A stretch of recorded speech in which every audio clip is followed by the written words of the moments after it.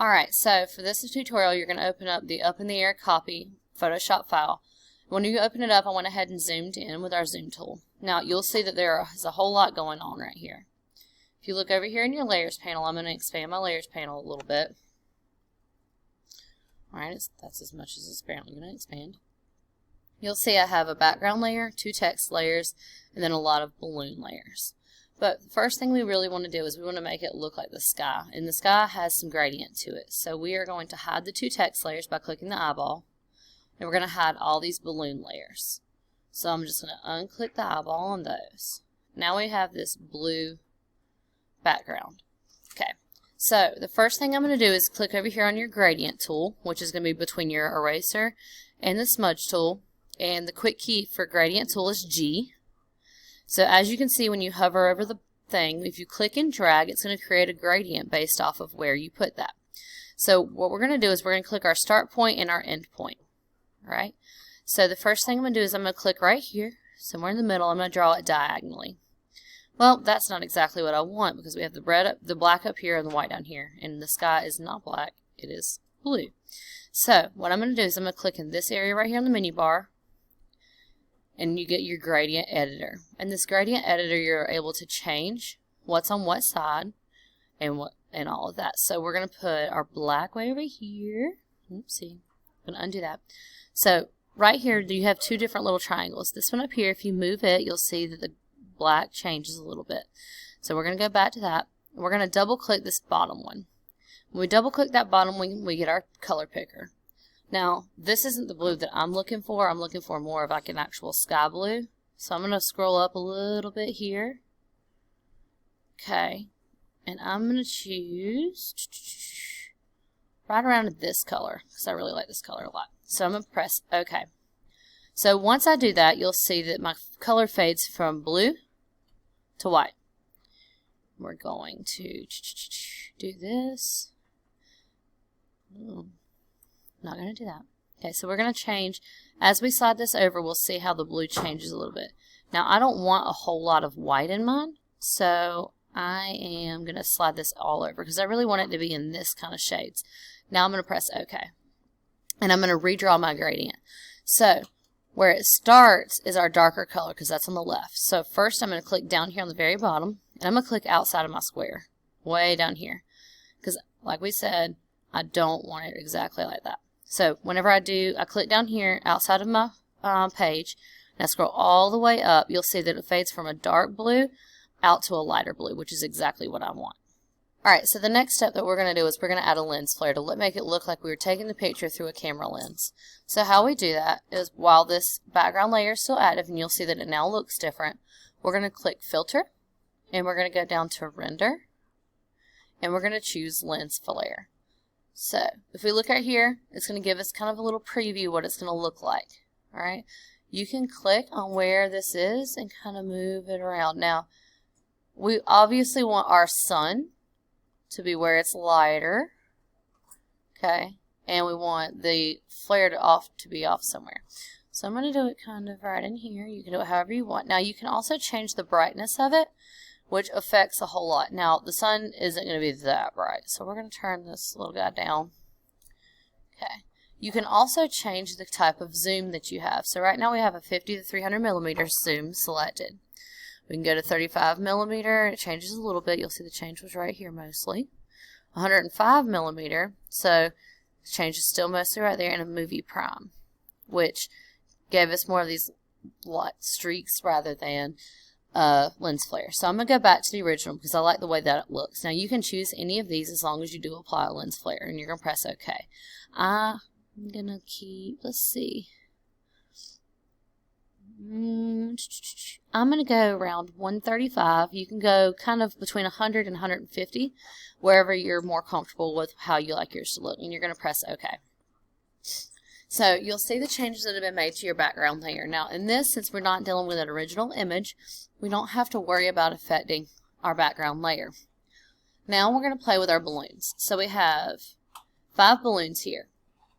And we're just going to organize these in a specific way so that we can kind of see everything and it looks decent. So the first one I'm going to mess with is the yellow stripe balloon. We're going to turn it back on. and you'll see he pops back up. Now, to do anything with this yellow striped balloon, we first have to get our move tool. So our move tool is right here. It's the very top one. It's also the quick key V.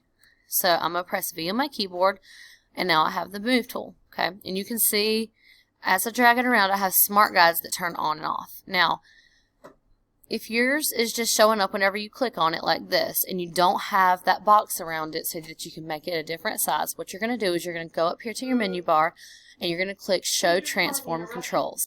Alright, so what you're going to do is you're going to click on your balloon with your move tool, and then we're going to go up here to this menu bar, and we're going to click Show Transform Controls. When we turn that checkbox on and off, you'll see that you get your transform boxes on the sides. Now, if you click on one, you'll see that your menu bar changes again. So this is where we're able to really edit the width and the height of your balloon. We don't want to distort this balloon by making it skinnier than it is tall or making it unproportional. So what we're going to do is we're going to decrease this by percentages. So I'm going to go down to like 75%, and you can see the difference that it makes. Okay, so I like 75%, so we're going to leave that one at 75%, and we're going to drag this balloon down here to the bottom. Actually, let's put him right here. And we're going to and then next what we're going to do is we're going to turn on our rulers. So if you go up to View on your main menu bar, and you scroll down, you can do rulers. Now to turn your rulers on and off, you do Command R. So turning that ruler on will let you know kind of where you are. Now, if you click in the middle of your balloon, you'll see on the ruler right here, okay, it'll tell you kind of the measurement of where you're at. Now, I want the middle of this balloon to be right around 4 inches. So we're going to drop that, and it's going to be right around 4 inches. And kind of the middle of it, it's going to be 4 inches and 2 inches. So right there is where I'm going to leave it. All right. So the next balloon that we're going to turn on is the black stripe balloon. All right. So this balloon's a good deal bigger, but we still need to make it a little bit smaller. So I'm going to get on over here, and I'm going to turn it down to, let's say, 95%. Okay. So this one's going to be the one that we're making the illusion that it's the closest to our camera. And we're going to bring him, let's say, to where, actually, I'm going to make him a little bit smaller. Let's go to 80%. All right. Yeah, like 80%. So 80%, we're going to bring on the vertical ruler about 3 inches and about 2.5 inches on the horizontal ruler. All right, so we've moved these two. And the next one I'm going to do is going to be the lighthouse balloon.